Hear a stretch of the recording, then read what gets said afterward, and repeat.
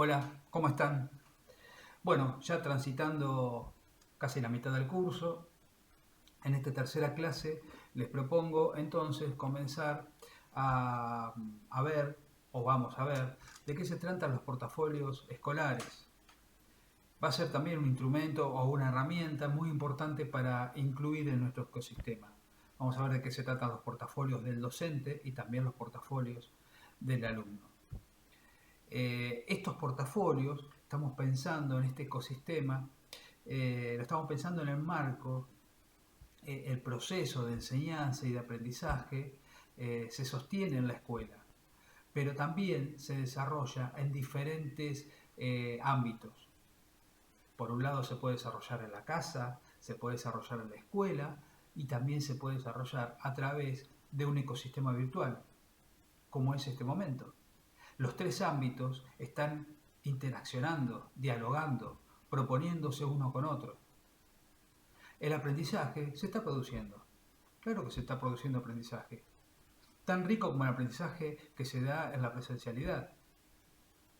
El aprendizaje en este caso también se está dando como un pilar de construcción colaborativa, en donde docentes, alumnos, alumnas, están trabajando con otros, junto a otros, están creando y construyendo contenidos en un proceso colaborativo tan importante en estas mediaciones. Ahora bien, es necesario en estos ámbitos incorporar la mayor cantidad de material digital posible. Y no estoy hablando de material digitalizado, sino de material digital. Ya vamos a ver en el segundo curso de qué se trata las diferencias y vamos a crear y construir material digital. Pero ese material digitalizado que actualmente está nutriendo las aulas, tenemos que poco a poco ir cambiándola, migrando hacia un material digital. Un material digital que va a ser colaborativo y construidos por y creados por docentes y alumnos. Entonces, en este sentido, el docente es un gran prosumidor de contenidos, al igual que el estudiante. Docentes, estudiantes, son ambos prosumidores de contenido, es decir, producen contenido y consumen contenidos. Le vamos a agregar, producen contenidos digitales y consumen contenidos digitales. Y le vamos a agregar, consumen y producen contenidos digitales y colaborativos. Y seguimos agregando, consumen y producen contenidos digitales, colaborativos y transmedia. Eso tiene que aparecer en estos ámbitos. La escuela, ya sabemos, abarca a todos los ámbitos. Es decir, que la escuela va a estar omnipresente cada vez que haya un proceso de enseñanza y de aprendizaje. Y el docente va a ser esa guía, ese facilitador que va a coordinar todos esos desarrollos. Por eso es muy importante, como decíamos en la clase 2, como decíamos en la clase 1, que podemos elegir correctamente el ecosistema y la plataforma que necesitamos para comunicarnos con las familias, con nuestros alumnos, con nuestras alumnas. ¿Dónde se va a producir esa mediación? Esa representación gráfica de esas interacciones que están produciéndose en la escuela, en la casa, a través de los distintos medios virtuales, es muy importante elegirla correctamente. No es lo mismo un medio para nivel inicial, para los primeros años de primaria, para los segundos, terceros ciclos de primaria, o para nivel especial, o para secundaria, o para nivel superior. Son distintas las necesidades de comunicaciones, de interacciones, de representaciones. Sin embargo, algo que es común y que atraviesa todos esos aspectos, que pasa por la escuela, que pasa por la sociedad, que pasa a través de las plataformas, a través de los diálogos narrativos de la escuela, la sociedad, de la plataforma, es que tanto el docente como el alumno son productores y creadores de contenidos. A la vez, esos contenidos que vayan creando, por supuesto, para distintas edades, para distintas etapas, para distintas personalidades, para distintos conocimientos, hay para todos. Pero todos van a ser productores y creadores. Y esas creaciones son los que van a darle valor al grupo y va a dar la identidad del grupo, de alumnos, de alumnas, de padres, de madres, de familias que estén integrando estos ecosistemas. Entonces va a ser muy importante que en algún momento comencemos la migración de materiales, porque los materiales digitalizados no permiten las creaciones colectivas, o por lo menos grandes creaciones colectivas, mientras que los materiales digitales sí. Entonces va a ser muy importante que por estas plataformas circulen materiales digitales, porque son materiales creados y construidos por los actores participantes de estas plataformas en cualquier nivel. Por eso es muy importante, vuelvo a repetir, la decisión y la elección que hagamos de la herramienta, pero también esos materiales digitalizados le van a dar sentido de pertenencia al grupo, al aula, al curso. Mientras que los materiales digitales van a tener ahí, van a estar ocupando un espacio, pero no van a estar habitando el aula. En este contexto, y al hablar de las mediaciones, de los ámbitos en los cuales se producen las interacciones, y ya yendo más al foco de nuestro curso, al crear un ecosistema tenemos que estar muy atentos a la desigualdad. No es lo mismo una familia que tiene recursos para comunicarse que el que no los tiene, pero tampoco es lo mismo una familia que tiene formación en esta plataforma que el que no lo tiene. Entonces estamos planteando que hay recursos con mejores posibilidades para integrarse a la educación y otros que no lo son. No lo estamos calificando como buenos, como malos, como seguros o inseguros, sino que sean adecuados o no para este proceso que nosotros estamos pensando. Porque precisamente este proceso, al igual que les decía, es muy importante la elección correcta de la herramienta, también es muy importante esa elección, además del contenido, del sostenimiento del vínculo, atento a la formación de quién va a utilizar la plataforma del otro lado. Porque no siempre la utilización de una plataforma social significa que está apropiado de una cultura digital. Entonces tenemos que estar muy atentos a la elección de la plataforma y por qué hay algunas que son adecuadas y otras que no para la interacción social, para la interacción educativa. Y tiene que ver con una brecha que no es económica, porque en este caso, tanto aquellos que son adecuados como los que no son adecuados para el uso en la educación, no necesita de grandes recursos. Cualquier dispositivo, desde lo más caro del mercado hasta lo más barato del mercado, seguramente pueden instalarse cualquiera de estas aplicaciones. También estas aplicaciones son gratis. Es decir, que el acceso, en este caso, no va a ser una brecha importante. Por supuesto, quien a lo mejor tiene un dispositivo con menor recursos, quizás tengan que hacer limpiar más asiduamente la memoria o la tarjeta, que no, pero no es más que eso. El acceso es el mismo. Y las 4G o el Wi-Fi o el tipo de conectividad que tenga, por supuesto que va a ser un aspecto importante. En este caso estamos pensando la mediación con conectividad. Por lo tanto, cualquiera de los recursos, los adecuados, los no adecuados para utilizar en ámbitos educativos, requieren el mismo nivel de conectividad. ¿Cuál es el tema importante? Es la formación y es la información. Y acá entonces nos vamos a detener. Es importante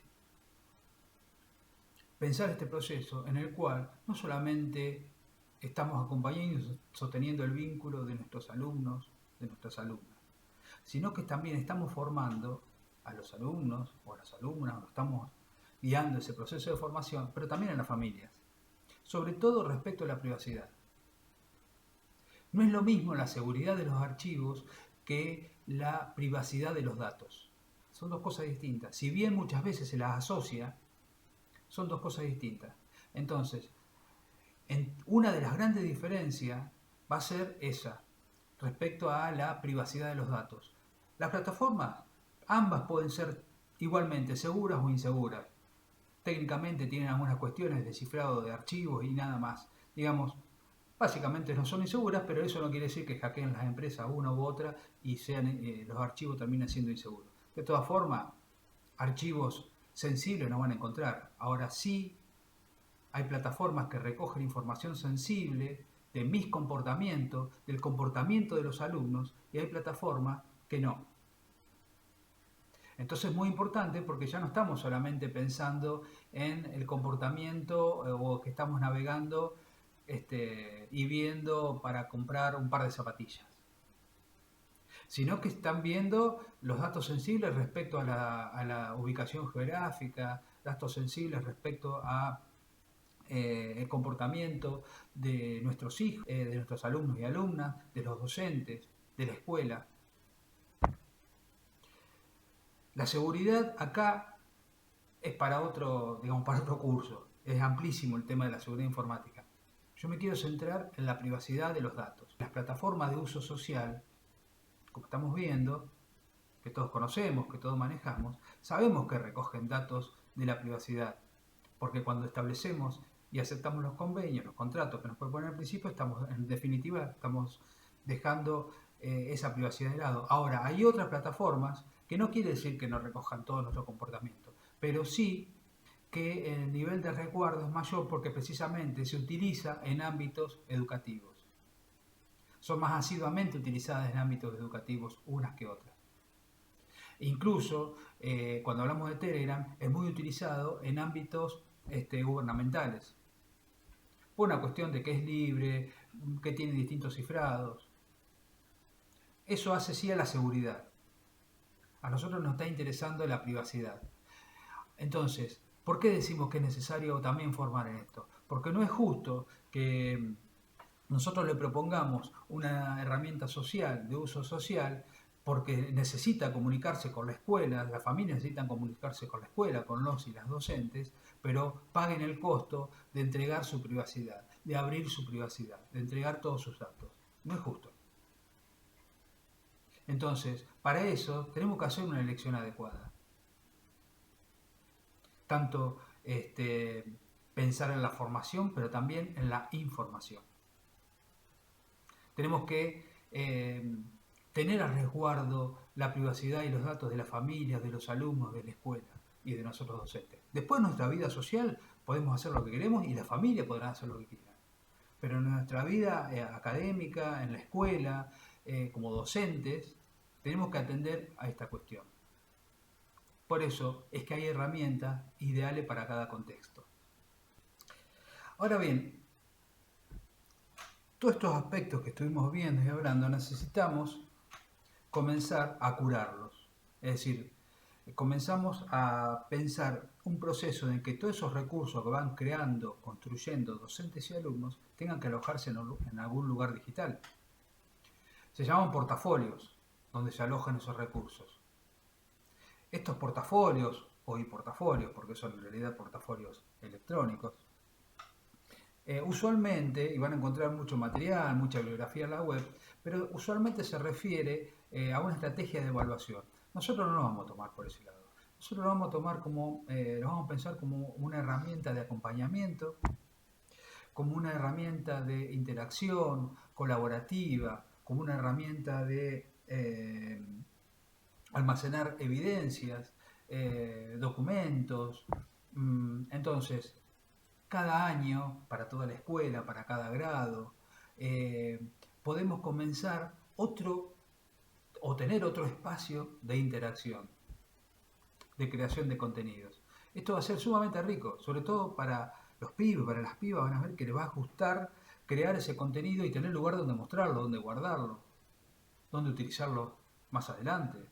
Después lo va a poder reconfigurar, volver a crear, va a poder hacer un mix, va a poder hacer un remix. Es decir, son todos elementos digitalizados que va a proponer que las habilidades avanzadas que tienen nuestros pibes, nuestras pibas, estén todas ahí. El portafolio básicamente consiste en recabar información y una serie de elementos digitales, qué sé yo, como fragmentos de video, fragmentos de audio, podcast, muros virtuales, simuladores, videojuegos, que puedan ir construyendo, alojarlos en un portafolios y tenerlos a todos guardados. Entonces nosotros estamos pensando dos portafolios. Por un lado el portafolio del docente y por otro lado el portafolio del alumno. Y la herramienta que estamos pensando para el portafolio del docente, creo que lo mejor es el blog. ¿Esto qué significa? Que ustedes van a empezar, respecto al portafolio de docente, de blog pueden crear cualquier blog. Quizás el más sencillo es el de Blogger, y como ya tenemos la cuenta de usuario de Google Suite, podemos utilizar esa misma cuenta. Entonces el portafolio del docente en un blog va a ser una colección de contenidos, de información que nosotros mismos como docentes seleccionamos de entre muchas, es decir, que tiene nuestra propia impronta, nuestra propia mirada de la materia y de la educación en general. Eh, esa selección de contenidos entonces va a estar orientada específicamente para una materia o para la escuela o para un grado, y va a ser un conjunto de evidencias y recursos digitales y digitalizados que van a estar ordenadamente ubicados en un blog, para que ese blog va a nutrir a las distintas plataformas. Por ejemplo, si yo quiero darle un video respecto de mi materia, por ejemplo, en mi caso yo tengo una materia que se llama Internet básica. Entonces, vi un video respecto de una simulación de la creación de técnica de Internet. Vi muchos, pero de acuerdo a lo que yo quiero presentar como materia, a mi impronta, a mi pensamiento, a mi posicionamiento dentro de las tecnologías de la cátedra, ese recurso, ese video me parece importante. Lo que voy a hacer entonces es curarlo. ¿Qué significa curarlo? Que voy a hacer una breve introducción en el blog y voy a incrustar, a llevar ese video al blog. De manera que eso va a ser una evidencia que voy a guardar en mis portafolios. Lo mismo puedo hacer con libros digitalizados, lo mismo puedo hacer con imágenes, con artículos, con noticias.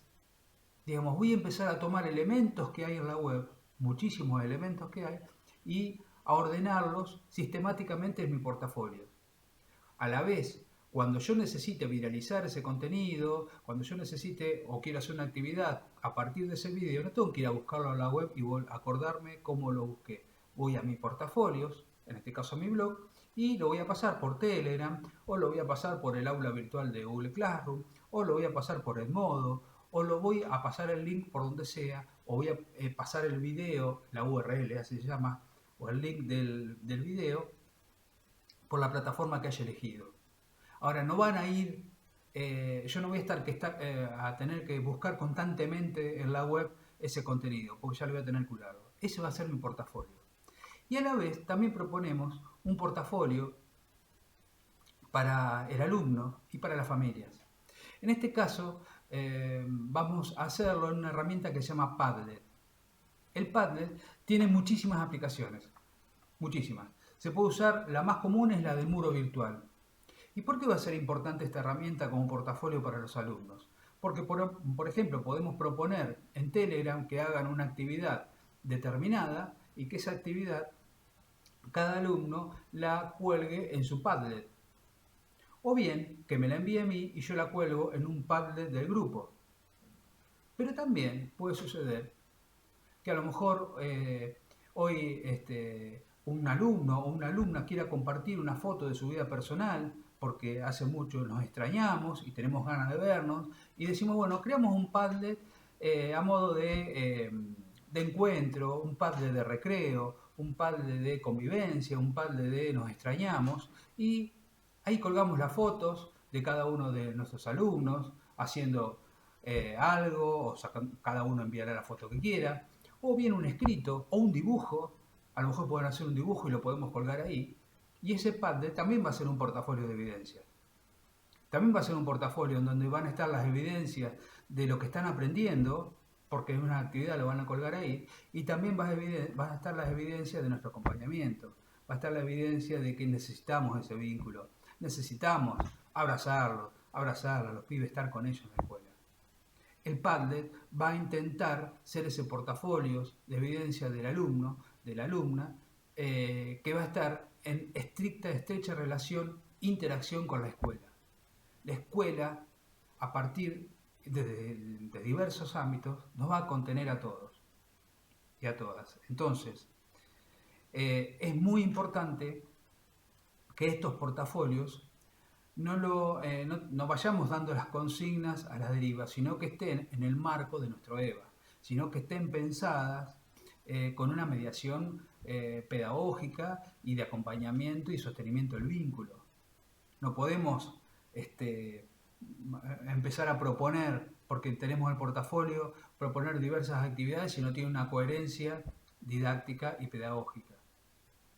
Pero sí va a ser muy importante a la hora de necesitar volver a ver esa evidencia, volver a encontrarnos con ese contenido, volver a encontrarnos con esa foto, con ese dibujo, estos portafolios. Así que, bueno, les dejo unas videoayudas, en este caso de otras personas que me parecieron que eran muy claras, y les propongo como desafío, si tienen ganas, de crear y construir un portafolio para el docente, y que también vayan y ven un poco de qué se trata Padlet, y si quieren pueden crear ustedes mismos su portafolio ahí. También es una opción, cualquiera de los dos. Le damos dos herramientas para que creen los portafolios. Me parece que sí es importante que estén separados los portafolios del docente y los del alumno, porque lo del docente nosotros lo podemos seguir reutilizando más allá, una vez que pase este tiempo y esta etapa, en la cual seguramente estas mediaciones van a continuar, además de, por supuesto, la presencialidad física, pero estas mediaciones virtuales van a continuar, así que es un buen recurso para que nuestro portafolio lo comencemos a poblar de contenidos y que esos contenidos los podamos ir distribuyendo más allá de esta etapa. Así que ahora les propongo el desafío de ver, de conocer, de crear un blog, y ya nos vemos la semana que viene en la próxima clase. Les dejo un saludo.